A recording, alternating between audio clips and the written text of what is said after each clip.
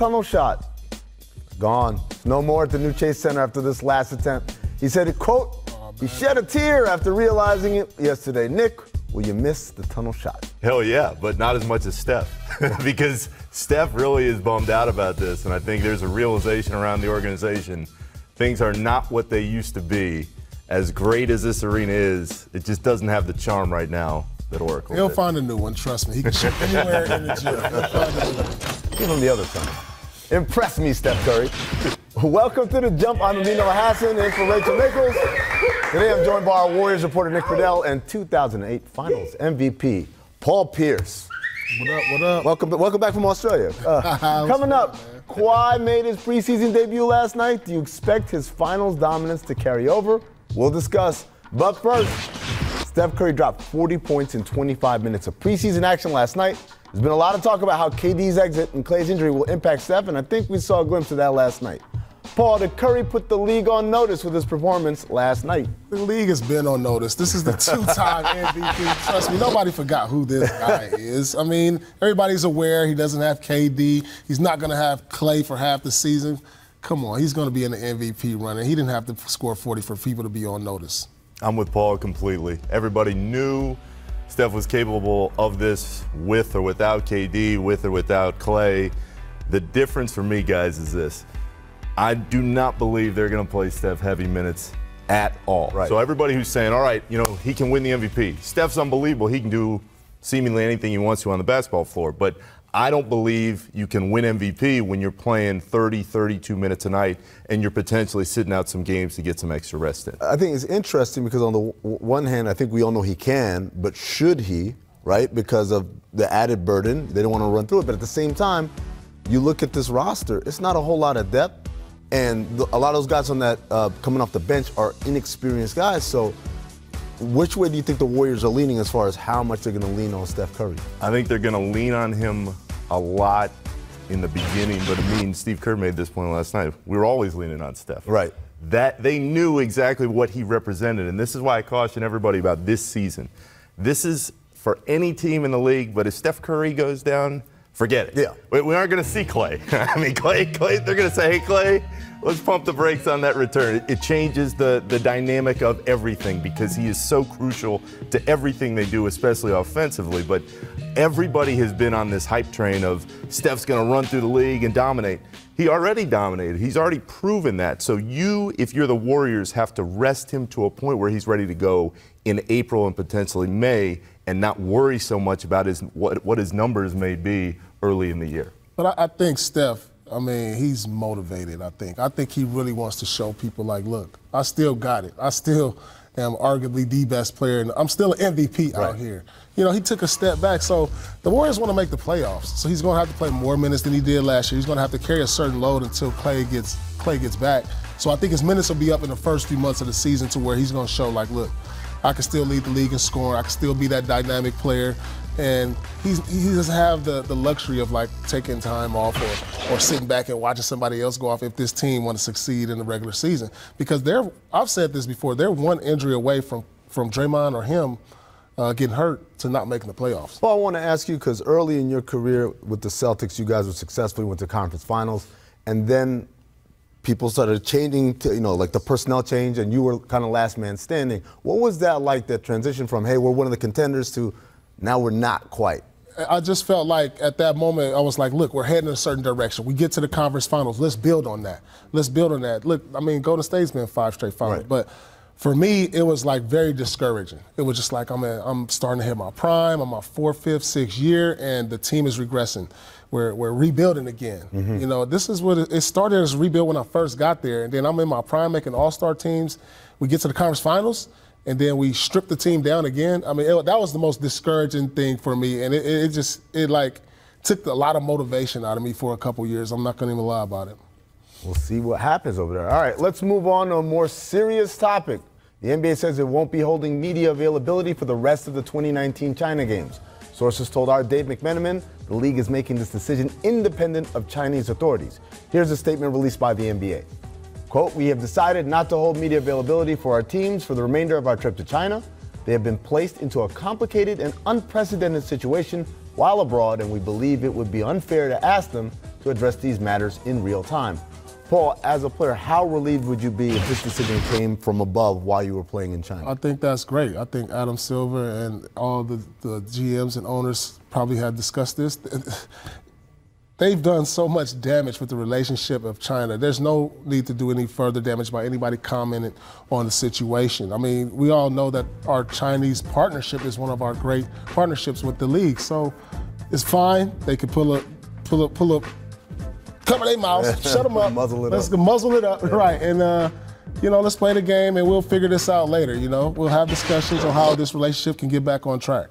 Nick, I had this discussion with a couple of my buddies in the group chat who also cover the league, and they think it's a bad look, the idea that we are restricting media access and that the media should be allowed to ask anything. Are they towing a line between accountability and protecting the players? They're walking a tightrope the likes of which the league has never seen before. And the issue here, guys, is the NBA has made their bed, and now they have to lay in it. And the Warriors are a microcosm of that, because one of the core principles of the organization is to speak up on social causes you believe in, and to stand behind what you believe. But of course, on this topic, when you don't come out and make any stand, you're going to get crushed. And I think the Warriors are a test case for the NBA, because they're looking around saying, how do we figure this out? What is the right answer? The reality is there is no right answer. Because either you come out and you decry what is happening in China and you lose all that financial revenue, or you say, oh, you know what, like everything's good here.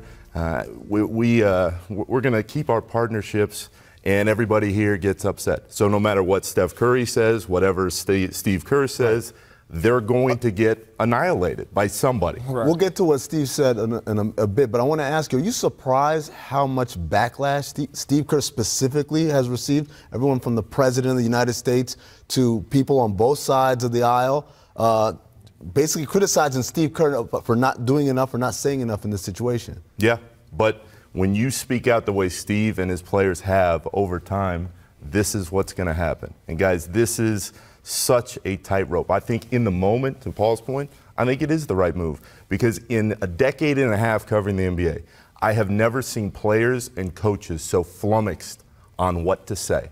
And that right there is why Steve is getting hammered, because Steve has been this pillar of strength for the league. Specific to gun violence, because it's an awful, terrible tragedy that he went through with his father. But when you speak out like that, people from the other side are going to look for ways to get at you. And they have found their way.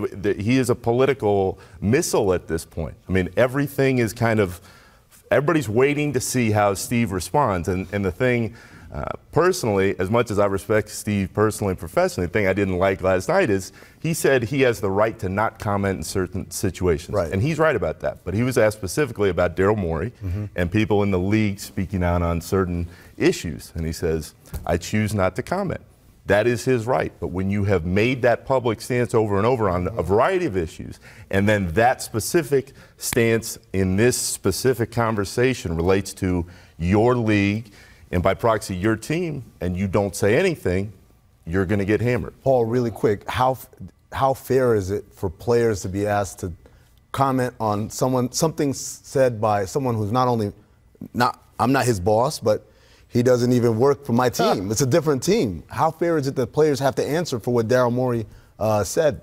I mean, Daryl Morey, he said something that, he can't take back. But a lot of things the players don't know. They don't understand the situation that's going over there. So, they can't really comment on it. So, like, Daryl, I think he's an isolated situation that's been taken out on the league, but it's a tough situation. I mean, because it's a family affair. I mean, one guy said it, we're all in it together, and it's been taken out. So, the players are in a tough situation, and hopefully they'll figure this thing out. All right. Well, Steve Kerr was called, quote, a little boy by President Trump for the way he answered questions regarding the NBA's current political situation in China over fallout from that deleted Daryl Morey tweet supporting the protests in Hong Kong.